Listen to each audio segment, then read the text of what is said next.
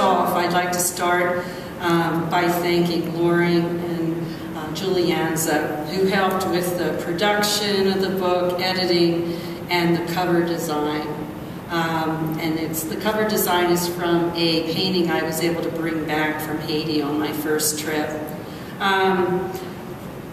The title is George Sands Haiti, and not everyone is real familiar with who George Sand is, so I thought, at least by way of introduction, she was a French woman writer born in 1804, same year as Haiti gained independence from France in a slave revolution. On my first trip to Haiti, I brought along her Letters of a Voyager, the one French-based travel book in my collection. As I began to read, I saw connections between the book and the country that were interesting to me. A number of the poems follow epigraphs from her book. The poems were written over 3 years, largely on 3 trips to Haiti, both before and after the 2010 earthquake. And in the start of this voyage was in 2008, I was asked to accompany a member of a lay religious order traveling to Gonaive, Haiti, to install local women in a newly formed chapter. As my travels are usually alone, this was an interesting and safe way to see the country. I don't recommend going to Haiti by yourself and taking public transportation. But anyway, Gonaive, which is 100 miles up the coast from Port-au-Prince over what was until very recently a difficult road, is the birthplace of Haiti's revolution. The isolation of Gonaive and the feelings of the people of being outsiders in their own country appealed to me as a poet. But I thought I'd at least give you a slight background to the genesis of the book.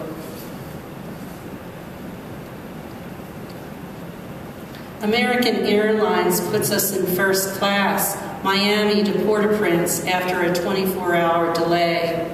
Greets us with champagne as we sit in our seats, feeds us chilled salmon over greens, pita chips, and red pepper hummus, wine with our meal.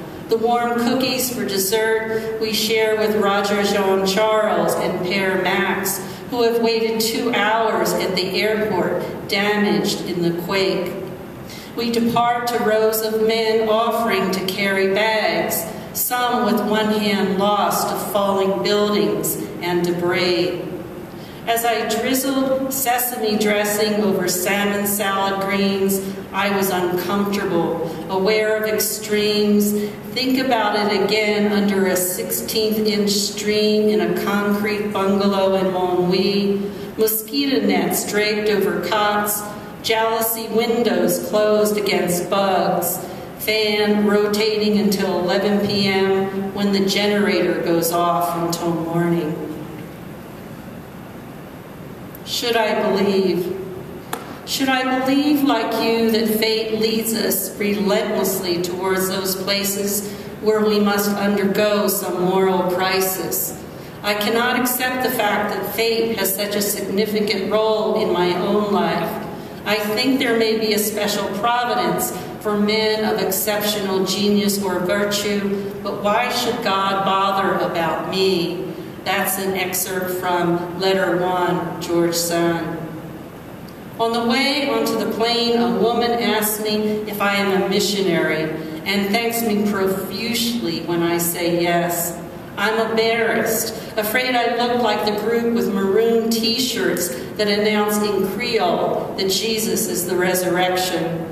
I feel false in the way an unbeliever does among believers. Feel like I did after a woman who'd been abused by Satanists came to talk to a Daughters of the King meeting.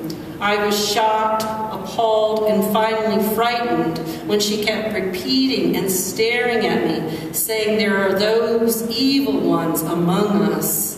those who cannot say they believe, those who cannot look you in the eye, that unbelievers will be marked, a sign on the sidewalk. And it was just before the 4th of July. Fireworks stands on every corner, so it was noisy too. And there was a mark on the sidewalk when I left the parish hall, and a mark on the sidewalk when I got home, and a mark each and every day after. And I don't remember ever being so afraid before or since, except once when I came home and found the curtain on the bed and the screen cut, the drawers pulled. It was a week before I realized firecrackers leave black marks where they are set, or sparklers where they land. I feel the same way when Ketley asks if I'm a Christian, says it is God who will save Haiti. When everyone turns to belief, then she can return to the Cap-Haitian she loves, and I, who grew up on the sea, know that never, not ever, no matter how much I write, how much I pray, will I ever have what I see on her face, hear in her voice, for that place I left kicking and screaming, that house on the shores of the Delaware Bay. I was talking early before that my fellow reader this afternoon, Susan, is from Delaware, so she knows where the Delaware Bay is. Anyway, what I did when I wrote this, or at least when I put the book together, is some of these are very long, complex narratives, and so I interspersed them with short, imagistic poems. The next one is called Unstill Life with Motorbike. Tympanic whisk of motorbike, dragging rebar, woman on back, carrying child.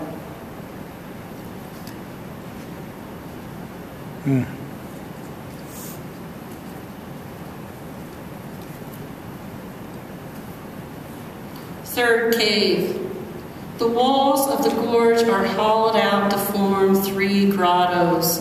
One was used for many years by a band of assassins as a hideout.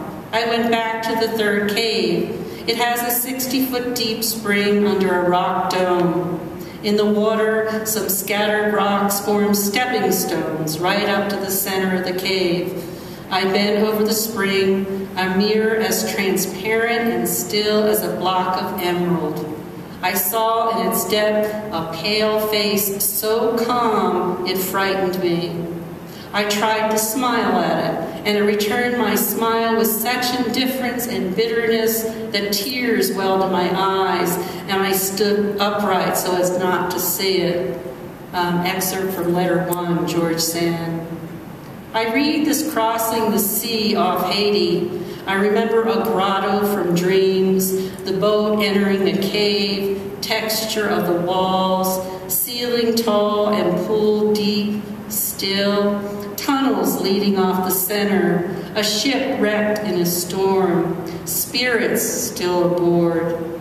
This is what I feel entering Haiti, all the ghosts of those before, mines where syphilis began as a sore underground, too long without light, no vitamin D, miners who brought it home to their women, raped by overseers while the men were below, overseers who returned to Europe to infect their women. And so it goes, AIDS brought by tourists ashore, not the other way around. So I dance in the courtyard with children. They laugh at me. If I were anyplace else, these would be sensuous moves. I am not embarrassed. Right now, in this place, so long after the wound, trying to dance is all I can do.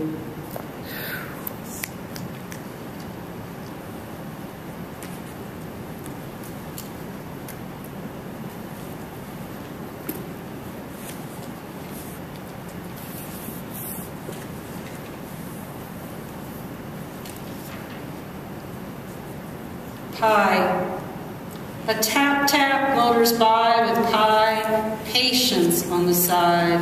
Gona Eve, city where no one is patient, and at the same time they are, waiting since 1804. I sit on a balcony in a cane captain's chair. Independence Square across street. Independence from 9 to 5 job. Independence from toiling in field. Everyone a street vendor. Everyone buying in the street. Unpaved except around square. And women ride side saddle on the back of scooters called taxis. Balancing like Jan carrying a pack of French-English picture dictionaries. Airport security officer trying to hide his laugh as she sits on the conveyor belt, leans back into the pack, and with feet in the air swings forward to hoist what she's carrying together with crosses into Haiti, where we cross the desolate plain, hair sprayed in a way not even Aquanet could have, no matter the hold, sprayed in place with a pale dust between mountains. This is after rice paddies, after egrets in fields by cattle that can only be described as longhorns, scrawny, alone except for the bird picking bugs from hides in a harvested field. Not a spiritual patience being asked for, but a don't run me over in the street.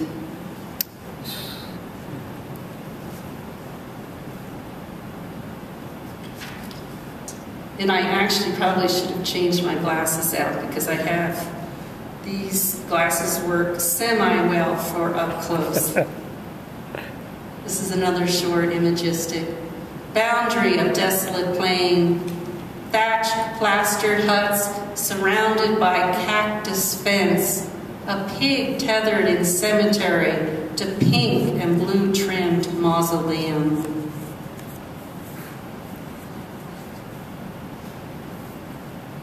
Travails. Those who have recovered would in reading get pleasure from looking back on past hardships, just as the traveler who has crossed the threshold of his home once more enjoys dreaming of the obstacles and trials of the pilgrimage he has completed. That's in the notes to letter 9, George Sands. If you have not sat on a toilet, both glad for the elimination of what is bothering your system and at the same time measured in your mind the quantity of paper on the back of the tank, you can never raise with joy that bottle of beer when suffering from intestinal bloat. If you have never visited a woman in a Haiti hospital with amputation above one knee and a necrotic foot on the remaining leg, no indoor plumbing, latrine and showers out back in a field of goats, you might complain about a 4-hour wait in an emergency room. If you have never stood under a shower with stream the thickness of string, you would not relish the makeshift shower in a Victorian bath carved out of a closet. If you have not witnessed the basest needs not being met, you might think the European room with bath down the hall was the greatest indignity you have ever faced. Thank you.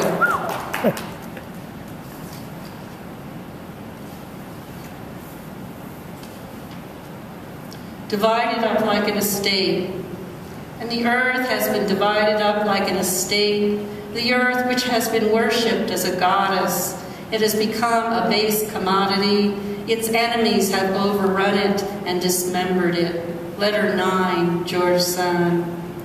Checkerboard squares of rice fields between Monwy and Gonaïve, one irrigated, one green with grain, one dried after harvest, backs bent with pink, orange, red bandanas on head.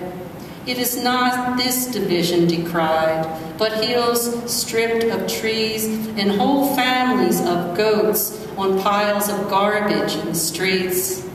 I lie on a mosquito-knitted bed, glad for the small territory I can claim as my own, a battery-operated fan perched on pink-flowered Laura Ashley sheets.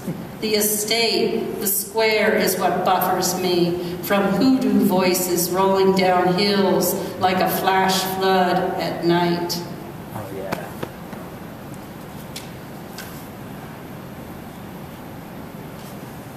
I'll read another short one here.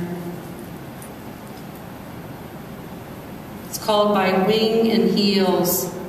Man on bar of bicycle carrying 2 birds by wing. Man on road to buy an egg carrying goat by heels. It's interesting to see someone carrying a goat by the heels on a bicycle. Transportation is interesting there.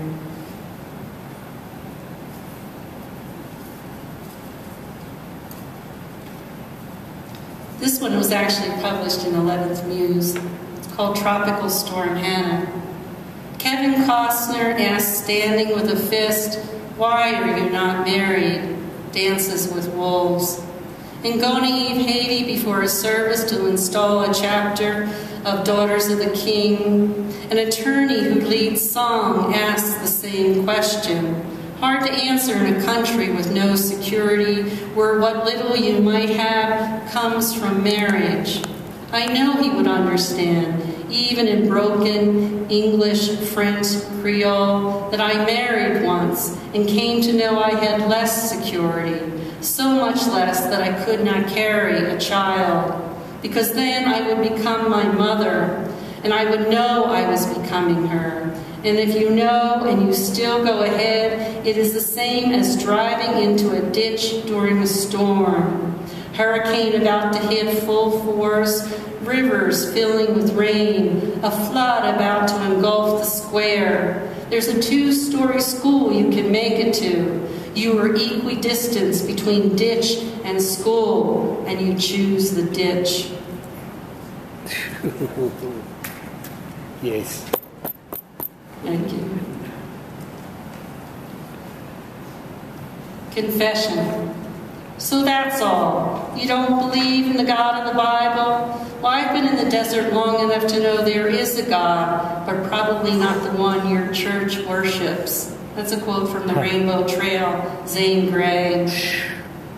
I confess my struggles to Jan in a Miami hotel after 12 hours in a Port-au-Prince airport trying to leave, after getting up at 5 a.m. in Monouilly to drive partially paved roads along the coast of a bay where there are no rules of the road, just a determination to get there as soon as possible to not delay a bone-rattling drive.